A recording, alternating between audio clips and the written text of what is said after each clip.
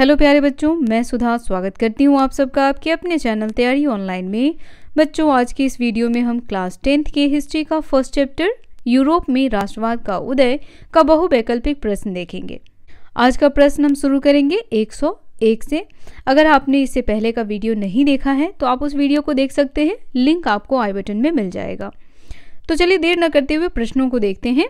1830 के बाद के क्रांतियों के युग में निम्नलिखित में से किसने राष्ट्रवादी भावनाओं को विकसित करने में कोई भूमिका नहीं निभाई? तो यहाँ पर 4 ऑप्शन दिए गए हैं बच्चों। कमेंट करके बताएं कि करेक्ट आंसर क्या होना चाहिए। पहला ऑप्शन है कला, दूसरा संगीत, तीसरा जलवायु और चौथा है इनमें से कोई नहीं। तो देखिए बच्चों, जो वहाँ की कला है, संस्कृति है, संगीत है, उन्होंने तो राष्ट्रीय भूमिका निभाई है राष्ट्रवाद को विकसित करने में, लेकिन जलवायु ने कोई भूमिका नहीं निभाई। तो आंसर क्या होगा? Option number C. Next question है, उदारवादी राष्ट्रवादी मुख्यतः किस वर्ग के हैं? पहला ऑप्शन गरीब वर्ग, दूसरा शिक्षित मध्यम अभिजात वर्ग, तीसरा मजदूर वर्ग और चौथा कारीगर। तो देखिए, उदारवादी राष्ट्रवादी जो थे वह मुख्य रूप से शिक्षित मध्यम अभिजात वर्ग के थे। इसमें आते थे शिक्षक, क्लर्क, प्रोफेसर, ये सभी। नेक्स्ट क्वेश्चन है, यूरोप में जुलाई 1830 में प्रथम उथल पुथल कहाँ हुई थी? पहला ऑप्शन है आपका इटली में, दूसरा फ्रांस में, तीसरा जर्मनी में और चौथा यूनान में। करेक्ट आंसर है ऑप्शन नंबर बी, फ्रांस में। नेक्स्ट क्वेश्चन, 1871 के बाद यूरोप में राष्ट्रवादी तनाव का सबसे गंभीर स्रोत एक क्षेत्र था जिसे कहा जाता था। पहला ऑप्शन है तुर्क, दूसरा प्रशा, तीसरा बाल्कन और चौथा मेसोडोनिया। इसका करेक्ट आंसर होगा बच्चों option number C, Balkan. Next question है, निम्नलिखित में से कौन नेपोलियन की हार का हिस्सा नहीं था? पहला ऑप्शन आपके सामने है रूस, दूसरा है ब्रिटेन, तीसरा ऑस्ट्रिया और चौथा है इटली। तो क्वेश्चन को ध्यान से देखिए, कह रहा है कि नेपोलियन की हार का हिस्सा नहीं था, तो वो कौन सा राष्ट्र होगा? तो नेपोलियन की हार का हिस्सा कौन कौन से देश थे ये भी जानना जरूरी है। तो 4 देश थे नेपोलियन के हार का हिस्सा। उसमें से रूस भी था, ब्रिटेन भी था, ऑस्ट्रिया भी था और चौथा हो जाएगा आपका प्रशा, यह भी था। तो जो देश नहीं था वो था इटली। आंसर हो जाएगा option number D. Next question है, फ्रांस ने 1789 में औपचारिक ध्वज रॉयल स्टैंडर्ड को बदलने के लिए किस नए डिजाइन किए गए ध्वज को चुना गया था? पहला ऑप्शन है यूनियन जैक, दूसरा है तिरंगा, तीसरा सफेद नमक और चौथा है रेड क्रॉस। तो इसका करेक्ट आंसर होगा बच्चों ऑप्शन नंबर बी, तिरंगा। अब देखिए, तिरंगा का जो नया डिजाइन है वह किसकी जगह लगाया गया था? तो रॉयल स्टैंडर्ड की जगह। अब इसमें कलर कौन कौन से थे वो भी जान लीजिए। तो यहाँ पे कलर था नीला, सफेद और लाल, ये 3 कलर थे इसमें। नेक्स्ट क्वेश्चन है, निम्नलिखित में से नेपोलियन ने किस सुधार से फ्रांस में 1804 में पूरी व्यवस्था को अधिक तर्कसंगत और कुशल बना दिया था? पहला ऑप्शन है प्रशासनिक सुधार, दूसरा सामाजिक सुधार, तीसरा आर्थिक सुधार और चौथा है राजनीतिक सुधार। तो इसका करेक्ट आंसर क्या होगा बच्चों? ऑप्शन नंबर ए, प्रशासनिक सुधार। अब देखिए, 1804 ईस्वी में नेपोलियन बोनापार्ट ने खुद को फ्रांस का सम्राट घोषित कर दिया था। नेक्स्ट क्वेश्चन, 1804 में फ्रांस में लोकतंत्र को किसने नष्ट किया? पहला ऑप्शन है एडल्फ हिटलर, दूसरा मुसोलिनी, तीसरा नेपोलियन बोनापार्ट और चौथा बिस्मार्क। तो देखिए, नेपोलियन, इसका करेक्ट आंसर होगा नेपोलियन बोनापार्ट। अब नेपोलियन बोनापार्ट ने फ्रांस में, कहाँ? फ्रांस में लोकतंत्र को नष्ट कर दिया था, लेकिन प्रशासनिक क्षेत्र में उसने पूरी व्यवस्था को अधिक तर्कसंगत और कुशल बनाया, जो कि हमने पहले के क्वेश्चन में देखा है। नेक्स्ट क्वेश्चन, किस क्षेत्र पर द हैब्सबर्ग एम्पायर का शासन था? पहला option Austria Hungary, France Netherland, Spain पुर्तगाल और स्कॉटलैंड आयरलैंड। करेक्ट आंसर होगा बच्चों option number A, Austria Hungary. बच्चों, ऑस्ट्रिया और हंगरी पर शासन करने वाला हैब्सबर्ग साम्राज्य जो है वह कई अलग अलग क्षेत्रों और लोगों को जोड़कर बना था। हैब्सबर्ग साम्राज्य एक अनौपचारिक शब्द है। कौन सा शब्द है बच्चों? तो अनौपचारिक शब्द है जिसका इस्तेमाल कई लोग केंद्रीय यूरोपीय राजतंत्र के संदर्भ में भी करते हैं। नेक्स्ट क्वेश्चन है 18वीं शताब्दी के मध्य में यूरोप में मुख्य व्यवसाय क्या था? पहला ऑप्शन है व्यापार और वाणिज्य, दूसरा खेती, तीसरा शिल्प कौशल और चौथा है सभी। इसका करेक्ट आंसर होगा बच्चों ऑप्शन नंबर बी, खेती। उस समय मध्य यूरोप के जो लोग थे वह क्या करते थे? खेती किया करते थे, क्योंकि मध्य यूरोप में अधिकांश आबादी किसकी थी? किसानों की थी। तो इसीलिए वो लोग क्या किया करते थे? खेती किया करते थे। नेक्स्ट क्वेश्चन है 18वीं शताब्दी के मध्य में पूर्वी और मध्य यूरोप में प्रचलित भूमि किस में बटी थी? पहला ऑप्शन है बच्चों किराएदारों के बीच, दूसरा विशाल जागीरों में, तीसरा छोटे मालिकों में और चौथा गरीबों में। करेक्ट आंसर होगा ऑप्शन नंबर बी, विशाल जागीरों में। अब यहाँ पूर्वी मध्य यूरोप की बात की जा रही है। तो देखिए पूर्वी मध्य यूरोप का जो भाग था वह विशाल जागीरों में बटा हुआ था, जबकि हमने मध्य यूरोप के बारे में जाना कि मध्य यूरोप का अधिकांश भाग किसानों में बटा हुआ था, इसीलिए लोग वहाँ खेती किया करते थे। हम पश्चिम यूरोप के बारे में भी जान लेते हैं। तो देखिए पश्चिम यूरोप में अधिकांश भूमि जो है वह काश्तकारों और छोटे मालिकों द्वारा खेती की जाती थी, और पूर्वी यूरोप का तो आप जान ही गए। नेक्स्ट क्वेश्चन 1831 में किस देश ने भाषा को राष्ट्रीय प्रतिशोध के हथियार के रूप में इस्तेमाल करना शुरू किया? पहला ऑप्शन है पोलैंड, दूसरा प्रशा, तीसरा हंगरी और चौथा ऑस्ट्रिया। तो बच्चों इसका आंसर हो जाएगा ऑप्शन नंबर ए, पोलैंड। अब देखिए 1831 में रूसी शासन, यहाँ लिख दिया जाए कौन सा शासन? रूसी शासन के खिलाफ एक सशस्त्र विद्रोह हुआ, और इस विद्रोह में पोलैंड के जो पादरी थे भाषा को राष्ट्रीय प्रतिरोध के हथियार के रूप में इस्तेमाल करना शुरू कर दिए थे। और वह क्या करते थे? चर्च की सभाओं और सभी धार्मिक निर्देशों के लिए पोलिस का उपयोग किया करते थे, जिसके फलस्वरूप उन्हें कहाँ डाल दिया गया? जेल में डाल दिया गया। नेक्स्ट क्वेश्चन आपका है उदार राष्ट्रवादियों द्वारा उठाया गया प्रमुख मुद्दा क्या था? पहला ऑप्शन है प्रेस की स्वतंत्रता, दूसरा चर्च का संरक्षण, तीसरा एक आधुनिक सेना और चौथा कुशल नौकरशाही। इसका करेक्ट आंसर होगा बच्चों ऑप्शन नंबर ए, प्रेस की स्वतंत्रता। अब यहाँ देखिए 1815 ईस्वी में रूढ़िवादी शासन व्यवस्थाएं कैसी थी? निरंकुश थी। निरंकुश कहने का अर्थ है जिस पर कोई अंकुश ना हो, यानी एक ऐसा शासन जो अपनी मन मर्जी से कार्य करता था, उसको जनता का कोई परवाह नहीं था। ठीक है, फिर भी फ्रांसीसी क्रांति की स्मृति उदारवादियों को क्या करती थी? प्रेरित। अब उदारवादी राष्ट्रवादियों द्वारा उठाए गए प्रमुख मुद्दों में से एक था प्रेस की स्वतंत्रता। नेक्स्ट क्वेश्चन है जर्मन दार्शनिक योहान गाटफ्रीड ने दावा किया कि सच्ची जर्मन संस्कृति की खोज डैश की जानी थी। पहला ऑप्शन है आम लोगों के बीच, दूसरा कुलीन वर्ग के बीच, तीसरा मध्यम वर्ग अभिजात वर्ग के बीच और चौथा उपयुक्त में से कोई नहीं। इसका करेक्ट आंसर होगा बच्चों ऑप्शन नंबर ए, आम लोगों के बीच। नेक्स्ट क्वेश्चन है योहान गाटफ्रीड के अनुसार बॉक्सजिस्ट का अर्थ डैश होता है। पहला ऑप्शन है आम लोग, दूसरा राष्ट्र की आत्मा, तीसरा संगीत और चौथा इनमें से कोई नहीं। तो देखिए बच्चों बॉक्सजिस्ट इसका अर्थ होता है राष्ट्र की आत्मा। ऑप्शन नंबर 20 का करेक्ट आंसर है। नेक्स्ट क्वेश्चन है 1831 में रूस के विरुद्ध विद्रोह में वह स्थान जहां पुजारियों और बिशपों को दंड दिया जाता था क्या कहलाता था? पहला ऑप्शन है साइबेरिया, दूसरा टुंड्रा, तीसरा मंगोलिया और चौथा इनमें से कोई नहीं। तो इसका आंसर होगा ऑप्शन नंबर ए, साइबेरिया कहलाता था। नेक्स्ट क्वेश्चन कलाकार फ्रेडरिक सोरियू की सही राष्ट्रीयता चुने जिन्होंने लोकतांत्रिक और सामाजिक गणराज्य से बने समाज को चित्रित किया। तो बच्चों फ्रेडरिक सोरियू कहाँ के हैं यह बताना है। पहला ऑप्शन है जर्मन, दूसरा स्विस, तीसरा फ्रेंच और चौथा अमेरिकी। हमने फ्रेडरिक सोरियू के बारे में पढ़ा कि ये एक चित्रकार थे और इन्होंने अपने चित्रों में एक ऐसे समाज की कल्पना की है जो समाज कैसा है, लोकतांत्रिक और सामाजिक। तो बताना है कि वो कहाँ के थे। कई बार आपको बता दिया गया है, चलिए एक बार और बता दिया जाए। ये थे फ्रांस के।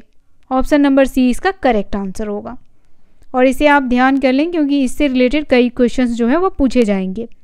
वीडियो पसंद आ रहा हो तो इसे लाइक करें, शेयर करें। नेक्स्ट क्वेश्चन है, राष्ट्रवाद जो 19वीं शताब्दी के अंत में एक शक्ति के रूप में उभरा का अर्थ है। इसका क्या अर्थ है राष्ट्रवाद का, इसका आपको बताना है। पहला ऑप्शन है अपने देश, उसके इतिहास और संस्कृति के लिए मजबूत भक्ति। दूसरा है अन्य राष्ट्रों की प्रशंसा के बिना अपने देश के लिए मजबूत भक्ति। तीसरा अपने देश के लिए मजबूत प्यार और दूसरों के लिए नफरत। चौथा है दुनिया के सभी देशों के लिए समान रूप से मजबूत भक्ति। तो इसका आंसर क्या होगा बच्चों? ऑप्शन नंबर ए होगा। राष्ट्रवाद इस शब्द का अर्थ होता है अपने देश, उसके इतिहास और संस्कृति से प्यार। नेक्स्ट क्वेश्चन है, निम्नलिखित में से कौन सा देश वियना की कांग्रेस में शामिल नहीं हुआ? पहला ऑप्शन है ब्रिटेन, दूसरा रूस, तीसरा प्रशा और चौथा स्विट्जरलैंड। इसका करेक्ट आंसर होगा ऑप्शन नंबर डी। स्विट्जरलैंड जो है वह शामिल नहीं हुआ था। अब देखिए 1815 में यूरोपीय शक्तियों के प्रतिनिधि कौन कौन थे? ब्रिटेन था, मैं यहाँ शॉर्ट में लिखती जा रही हूँ। रूस था,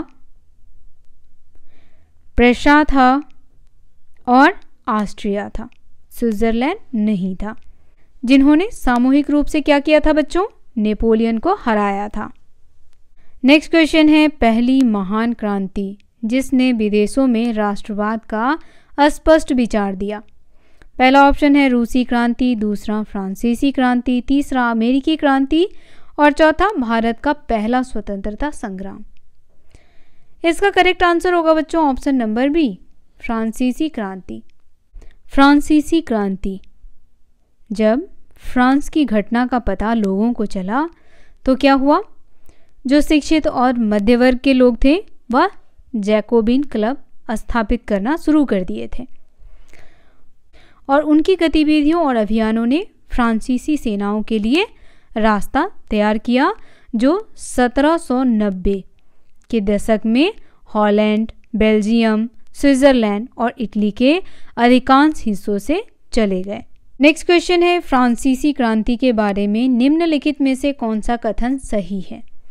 पहला ऑप्शन है फ्रांसीसी क्रांति को समाप्ति के बाद यह घोषणा की गई कि यह लोग अब से राष्ट्र का गठन करेंगे और इसके भाग्य को आकार देंगे। दूसरा था फ्रांस में एक संवैधानिक राजतंत्र होगा और नए गणराज्य का नेतृत्व शाही परिवार के एक सदस्य द्वारा किया जाएगा। तीसरा, सभी नागरिकों के लिए एक समान कानून बनाने के लिए एक केंद्रीकृत प्रशासनिक व्यवस्था स्थापित की जाएगी। और चौथा था फ्रांस में आंतरिक सीमा शुल्क और देय राशि लागू करना जारी रहेगा। अब इसका आंसर हो जाएगा option number C, first and third. पहला कथन है कि फ्रांसीसी क्रांति को समाप्ति के बाद यह घोषणा की गई कि यह लोग अब क्या करेंगे? राष्ट्र का गठन करेंगे और इसके भाग्य को आकार देंगे। और दूसरा सही कथन है सभी नागरिकों के लिए एक समान कानून बनाए जाएंगे और एक केंद्रीकृत प्रशासनिक व्यवस्था को स्थापित किया जाएगा। नेक्स्ट क्वेश्चन है, 1789 में फ्रांसीसी क्रांतिकारियों ने घोषणा की कि फ्रांसीसी राष्ट्र का मिशन और नियति डैश है। पहला ऑप्शन है यूरोप के लोगों को जीतना, दूसरा है यूरोप के लोगों को निरंकुशता से मुक्त कराना, तीसरा यूरोप के सभी देशों में पूर्ण राजतंत्र को मजबूत करना, चौथा था दुनिया के हर हिस्से में स्वतंत्रता, समानता और बंधुता के आदर्शों का प्रचार करना। तो इसका करेक्ट आंसर होगा बच्चों ऑप्शन नंबर बी, यूरोप के लोगों को निरंकुशता से मुक्त कराना। नेक्स्ट क्वेश्चन है, 1804 के नेपोलियन कोड को निम्नलिखित में से किस क्षेत्र में लागू नहीं किया गया था? पहला ऑप्शन है स्विट्जरलैंड, दूसरा डच गणतंत्र, तीसरा फ्रांसीसी नियंत्रण के तहत क्षेत्र और चौथा है पोलैंड। इसका करेक्ट आंसर होगा option number D, Poland. Next question, उदार राष्ट्रवाद का अर्थ है? पहला ऑप्शन व्यक्ति के लिए स्वतंत्रता और कानून के समक्ष समानता, दूसरा निरंकुशता और लिपिक विशेषाधिकारों का संरक्षण, तीसरा समाज के केवल पुरुष सदस्यों के लिए स्वतंत्रता और कानून के समक्ष समानता, चौथा है केवल वरिष्ठ नागरिकों के लिए स्वतंत्रता। अब यहाँ पर पूछा जा रहा है कि उदार राष्ट्रवाद का अर्थ क्या है। तो बच्चों उदार राष्ट्रवाद का अर्थ क्या होगा? ऑप्शन नंबर ए होगा व्यक्ति के लिए स्वतंत्रता और कानून के समक्ष समानता। नेक्स्ट क्वेश्चन है, यूरोप में 19वीं सदी के शुरुआत में जैकोबिन्स के अधीन केवल एक संक्षिप्त अवधि के लिए डैश को मताधिकार प्राप्त था। अब किसको था यह बताना है। सभी पुरुषों को, सभी वयस्क पुरुषों को, संपत्ति के मालिक पुरुषों को और शिक्षित पुरुषों और महिलाओं को। इसका करेक्ट आंसर होगा ऑप्शन नंबर बी, सभी वयस्क पुरुषों को। नेक्स्ट क्वेश्चन है, ब्रिटेन में 1688 में राष्ट्र राज्य के निर्माण में क्या हुआ? पहला ऑप्शन ब्रिटेन में एक राष्ट्र राज्य का गठन अचानक हुए उथल पुथल का परिणाम था। दूसरा 1688 में ब्रिटेन में राजतंत्र ने आंग्ल संसद से सत्ता हथिया लिया था। तीसरा है आंग्ल संसद ने एक रक्तहीन क्रांति के माध्यम से राजतंत्र से सत्ता छीन ली, जिससे धीरे धीरे एक राष्ट्र राज्य का उदय हुआ। चौथा है स्कॉटलैंड और वेल्स के साथ युद्ध के परिणाम स्वरूप ब्रिटिश राष्ट्र का गठन किया गया था। तो इसका करेक्ट आंसर होगा बच्चों ऑप्शन नंबर सी। ब्रिटेन में 1688 में राष्ट्र राज्य के निर्माण में आंग्ल संसद ने एक रक्तहीन क्रांति के माध्यम से राजतंत्र से सत्ता छीन ली, जिससे धीरे धीरे एक राष्ट्र राज्य का उदय हुआ। नेक्स्ट क्वेश्चन है, 1862 में जर्मनी के एकीकरण के लिए कौन जिम्मेदार था? पहला ऑप्शन है काउंट काबूर, दूसरा बिस्मार्क, तीसरा गैरीबॉल्टी और चौथा है ज्यूसेपी मैत्सनी।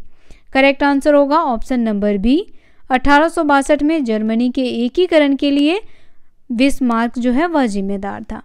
कमेंट में बताएं बच्चों कि बिस्मार्क का पूरा नाम क्या है। अब देखिए बच्चों, बिस्मार्क जो है उसने यूरोपीय, किसको? तो यूरोपीय शक्तियों को मूर्ख बनाने के लिए युद्ध और कूटनीति की योजना का इस्तेमाल किया। नेक्स्ट क्वेश्चन है, 19वीं शताब्दी में कलाकारों द्वारा निर्मित ओक के पत्तों का ताज पहनने वाले जर्मन राष्ट्र का रूपक क्या था? पहला ऑप्शन मारियान, दूसरा यूनियन जैक, तीसरा ब्रिटानिया और चौथा जर्मनिया। तो क्या होगा इसका answer? Option number D, Germania. Germania German राष्ट्र का रूपक था, ये ध्यान रखना है आपको। जर्मन राष्ट्र का रूपक कौन बना? जर्मनिया। नेक्स्ट क्वेश्चन, 1707 का संघ अधिनियम डैश और डैश के बीच था। किन किन के बीच था ये बताना है। पहला ऑप्शन है पोलैंड और इंग्लैंड, दूसरा है इंग्लैंड और स्कॉटलैंड, तीसरा है स्कॉटलैंड और पोलैंड, चौथा है स्कॉटलैंड और जर्मनी। तो देखिए बच्चों, 1707 का संघ अधिनियम जो है वह इंग्लैंड और स्कॉटलैंड के बीच था। कि वर्ष 1707 में 1 मई को यूनाइटेड किंगडम, शॉर्ट में लिख दे रही हूँ, आप ध्यान रखिए, United kingdom of great Britain का निर्माण किया गया। नेक्स्ट क्वेश्चन है, जैकोबिन क्लब थे डैश में बताना है कि क्या थे। पहला राजनीतिक क्लब, दूसरा व्यक्तिगत क्लब, तीसरा विचारक क्लब और चौथा अस्थायी क्लब। इसका करेक्ट आंसर होगा ऑप्शन नंबर ए। नेक्स्ट क्वेश्चन है, जब रूढ़िवादी शासन सत्ता में बहाल हुई तो कई उदारवादी लोग डैश के डर से भूमिगत हो गए। मंत्री, राजा, स्वतंत्रता और दमन। तो करेक्ट आंसर होगा ऑप्शन नंबर डी। जब रूढ़िवाद शासन सत्ता में बहाल हुई तो कई उदारवादी लोग दमन के डर से भूमिगत हो गए थे। नेक्स्ट क्वेश्चन है, डैश रूपक फ्रांस के राष्ट्र का प्रतिनिधित्व करते हैं। पहला ऑप्शन है मारियान, दूसरा जर्मनिया, तीसरा मारियान भारत माता और चौथा है जर्मनिया मारियान। करेक्ट आंसर होगा option number A, Marianne. Marianne रूपक जो है वह फ्रांस के राष्ट्र का प्रतिनिधित्व करते हैं। नेक्स्ट क्वेश्चन है, ब्रिटेन में राष्ट्र राज्य का निर्माण एक लंबी संसदीय प्रक्रिया थी। पहला ऑप्शन है सच्चा, दूसरा गलत, तीसरा आशंकित, तीसरा आंशिक सत्य और चौथा है पूर्णतः गलत। करेक्ट आंसर होगा ऑप्शन नंबर ए, सच है यह ब्रिटेन में राष्ट्र राज्य का निर्माण एक लंबी संसदीय प्रक्रिया थी। नेक्स्ट क्वेश्चन है जैकोबिन क्लबों में जर्मन सेना को प्रभावित किया। यह सच है या गलत, यह बताना है आपको। पहला ऑप्शन है सच, दूसरा गलत, तीसरा आंशिक सत्य और चौथा पूर्णतः गलत।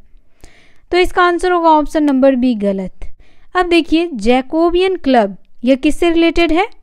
फ्रांसीसी से। तो यहाँ पे जर्मनी का सवाल ही नहीं उठता।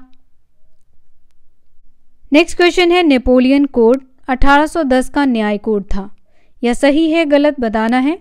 पहला ऑप्शन है आपका सच, दूसरा गलत, तीसरा आंशिक सत्य और चौथा पूर्णतः गलत। करेक्ट आंसर होगा यह गलत है। अब देखिए 1804 का कानून कोड था, कौन सा था? तो नेपोलियन कोड। यह कब का कानून कोड था? तो 1804 का, जिसे नेपोलियन कोड भी कहा जाता है। और यह जो नेपोलियन कोड है बच्चों, वह नेपोलियन के जन्म के आधार पर सभी विशेषाधिकारों को हटा दिया है, जिसमें कानून के समक्ष सभी के लिए समानता स्थापित की और संपत्ति का अधिकार सुरक्षित किया। अब नेक्स्ट क्वेश्चन में भी आपको सही गलत बताना है कि जो कहा गया है वह सत्य है या असत्य। कहा जा रहा है कि 1848 में प्रशा ने राष्ट्रीय एकीकरण के आंदोलन का नेतृत्व किया। यह सही है या गलत, यह आपको बताना है बच्चों। तो यह बिल्कुल सही है। अब देखिए पूर्व जर्मन संघ, जिसमें 39 राज्य शामिल थे, अब प्रशा के नेतृत्व में बिस्मार्क के प्रयास के माध्यम से एक साम्राज्य में एकजुट हो गए। तो यह बिल्कुल करेक्ट है। नेक्स्ट क्वेश्चन है मैत्सिनी रोमानियाई के एक महान क्रांतिकारी थे। अब यह सही है या गलत, ये बताना है। तो यह बिल्कुल गलत है। ऑप्शन नंबर बी इसका करेक्ट आंसर होगा। मैत्सिनी कहाँ के थे? तो ये इतालवी, याद रखना है आपको, इतालवी राजनीतिज्ञ, पत्रकार और इटली के एकीकरण के लिए कार्यकर्ता और इतालवी क्रांतिकारी आंदोलन के अग्रदूत थे। नेक्स्ट क्वेश्चन अभिकथन और कारण है। अभिकथन कहा जा रहा है कि इटली 7 राज्यों में विभाजित था, जिसमें केवल एक पर इतालवी रियासत का शासन था। कारण है उत्तर स्पेन बुर्बो राजाओं के प्रभुत्व में था। तो आपको बताना है कि क्या अभिकथन और कारण दोनों सत्य है या कारण अभिकथन की सही व्याख्या कर रहा है।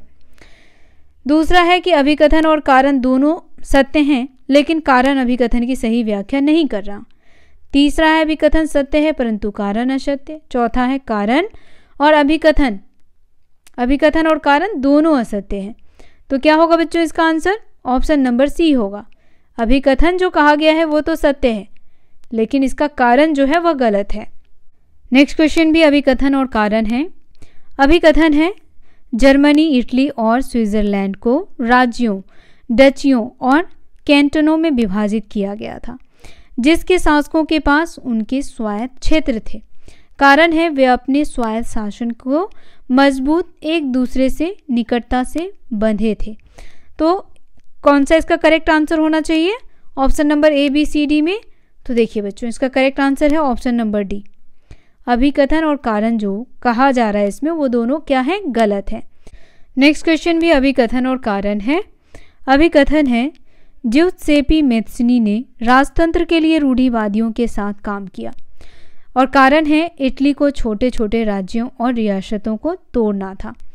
पहला ऑप्शन है अभिकथन और कारण दोनों सत्य है, कारण अभिकथन की सही व्याख्या कर रहा है। दूसरा है अभिकथन और कारण दोनों सत्य हैं, लेकिन कारण अभिकथन की सही व्याख्या नहीं करता। और तीसरा है कि अभिकथन सत्य है परंतु कारण असत्य। और चौथा है अभिकथन और कारण दोनों असत्य हैं। तो करेक्ट आंसर होगा ऑप्शन नंबर डी। ये दोनों क्या है बच्चों? असत्य हैं। अब देखिए मैत्सिनी के राजतंत्र के अथक विरोध और लोकतांत्रिक गणराज्यों के उनके दृष्टिकोण ने रूढ़िवादियों को डरा दिया था। और यहाँ पर क्या कहा जा रहा है कि वो रूढ़िवादियों के साथ काम कर रहे थे, बल्कि वह बिल्कुल इसके विपरीत थे। नेक्स्ट क्वेश्चन भी अभिकथन और कारण है। राष्ट्र के विचार को बनाने में संस्कृति ने महत्वपूर्ण भूमिका निभाई। और दूसरा है सिलेसिया ने बुनकरों से कच्चे माल की आपूर्ति करने वाले ठेकेदारों के खिलाफ विद्रोह का नेतृत्व किया था, क्योंकि उन्होंने तैयार वस्त्रों के लिए भुगतान में भारी कमी की थी। तो इसका आंसर क्या होना चाहिए? ऑप्शन नंबर बी होगा बच्चों। अभिकथन और कारण दोनों सत्य हैं, लेकिन यहाँ पर जो कारण बताया गया है वह अभिकथन की सही व्याख्या नहीं कर रहा है। चलिए इसे समझने की कोशिश करते हैं। तो यहाँ जो अभिकथन कहा गया है कि राष्ट्र के विचार को बनाने में संस्कृति ने महत्वपूर्ण भूमिका निभाई, तो ये बिल्कुल सही है बच्चों।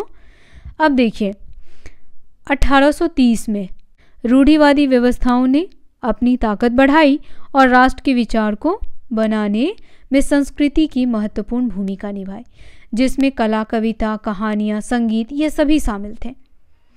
उसके बाद जो कारण दिया गया उसके बारे में भी जान लेते हैं। तो कारण के बारे में देखिए 1845 में सिलेसिया ने बुनकरों ने 1845 में सिलेसिया में बुनकरों ने उन ठेकेदारों के खिलाफ विद्रोह कर दिया था जो उन्हें कच्चे माल देकर के निर्मित कपड़ा लेते थे, परंतु दाम बहुत कम कर देते थे। नेक्स्ट क्वेश्चन भी अभिकथन और कारण है। अभिकथन है, शुरू से ही फ्रांसीसी क्रांतिकारियों ने ला पैट्री और ले सिटोयन के विचार जैसे विभिन्न उपायों और प्रथाओं की शुरुआत की। कारण है, यह फ्रांसीसी लोगों में सामूहिक पहचान की भावना पैदा करने के लिए किया गया था। तो बच्चों इसका करेक्ट आंसर हो जाएगा ऑप्शन नंबर ए। इसमें जो अभिकथन कहा गया है वह बिल्कुल सही है और कारण भी सही है, और यहाँ पर जो कारण दिया गया है वह अभिकथन की सही व्याख्या कर रहा है। नेक्स्ट क्वेश्चन भी अभिकथन और कारण है। 1688 में स्कॉटिश हाईलैंडर्स को अपनी गैलिक भाषा बोलने या अपनी राष्ट्रीय पोशाक पहनने से मना किया गया था और बड़ी संख्या में जबरन अपनी मातृभूमि से बाहर कर दिया गया था।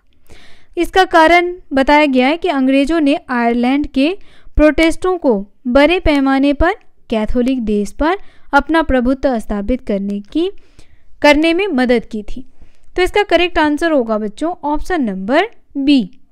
यहाँ जो अभिकथन और कारण है वह दोनों सत्य हैं, लेकिन कारण जो है वह अभिकथन की सही व्याख्या नहीं कर रही है। दोनों बातें अलग अलग हैं। नेक्स्ट क्वेश्चन भी अभिकथन और कारण है। अभिकथन है 18 मई 1848 को 831 निर्वाचित प्रतिनिधियों ने फ्रैंकफर्ट संसद में विद्रोह किया, और कारण दिया गया है निर्वाचित प्रतिनिधियों ने महिलाओं को राजनीतिक अधिकार देने के मुद्दे पर विद्रोह कर दिया। अब इसका correct answer option number D होगा। जो यहाँ पे अभिकथन है और कारण है दोनों गलत है, ना तो अभिकथन सत्य है और ना कारण। यहाँ पे कहा गया है कि 18 मई 1848 को 831 निर्वाचित प्रतिनिधियों ने विद्रोह कर दिया। कहाँ? फ्रैंकफर्ट संसद में, जबकि ऐसा बिल्कुल भी नहीं है। तो यहाँ पर फ्रैंकफर्ट संसद में विद्रोह नहीं किया था उन्होंने, बल्कि उन्होंने शपथ ग्रहण किया था। और कहाँ किया था?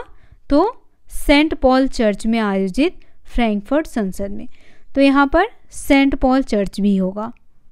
और दूसरा जो कारण है जिसमें महिलाओं के बारे में कहा गया है, तो यहाँ पर महिलाओं ने ही क्या किया था?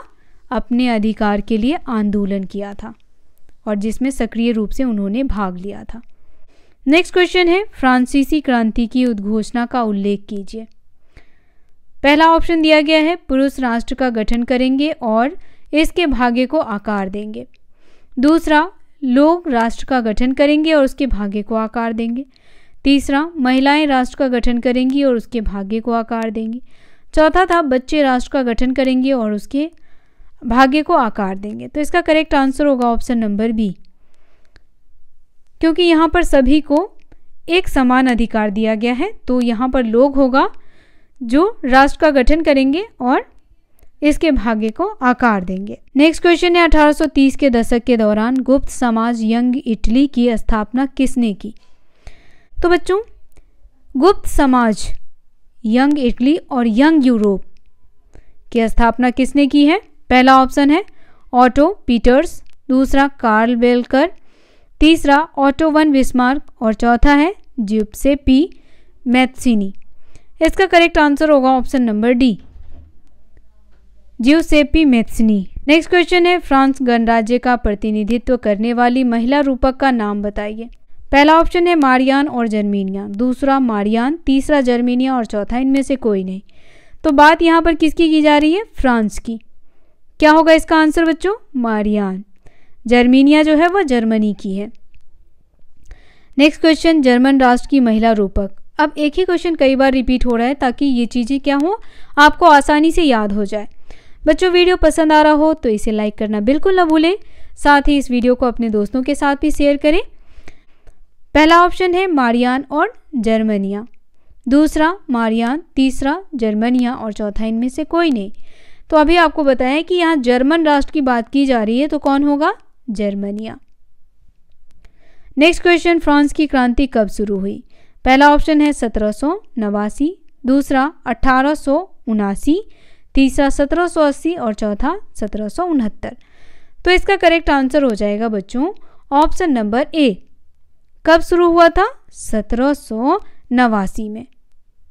और कब तक चला यह भी ध्यान रखें, तो 1794 तक।